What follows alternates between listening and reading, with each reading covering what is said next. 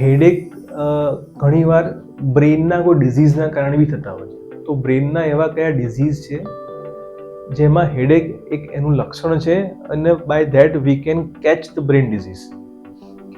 આપણે એ રીતે જો તમે ટિપિકલ બ્રેઇન ડિઝીઝની વાત કરવા માંગો છો તો હવે મોસ્ટ કોમનલી આજકાલ ટ્યુમર જે રીતે બ્રેઇન ટ્યુમર યસ. જે રીતે તો બ્રેઇન ટ્યુમરની બી સાઇન હોય છે હેડેક ઇનિશિયલ સાઇન, કેમ કે ઘણીવાર બ્રેઇન ટ્યુમર તમારા મગજમાં જે આપણે કહીએ ઇન્ટ્રાક્રેનિયલ પ્રેશર એટલે પ્રેશર વધારી દે એના કારણે તમને હેડેક થતું હોય છે. બીજું આપણે વાત કરીએ ઇન્ફેક્શન, કોઈ બી બ્રેઇન ઇન્ફેક્શન થાય તમને, ઘણીવાર ટીબી બી થતો હોય છે બ્રેઇનમાં, જે તમારે સૂજન કરી દે, મગજમાં સોજો આવી જાય તમારે, પછી તમને માથાનો દુખાવો થાય, ધીરે ધીરે ઉલટી થાય, ધીરે ધીરે ખેંચાવા લાગે, એ બધી પોસિબિલિટી હોય તો એમાં બી તમારે માથાનો દુખાવો થઈ શકે છે.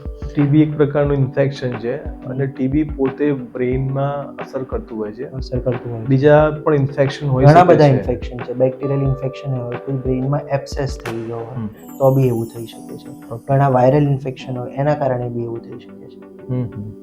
પહેલા કરતાં બેક્ટેરિયલ ઇન્ફેક્શન કરતાં વાયરલ ઇન્ફેક્શનનું પ્રમાણ વધી ગયું છે. તો પોસિબલ છે કે વાયરલ ઇન્ફેક્શનના કારણે બી તમને માથાનો દુખાવો થઈ શકે. ઘણીવાર શરીરમાં કોઈ વાયરલ ઇન્ફેક્શન હોય એની બી અસર તમારામાં હોઈ શકે.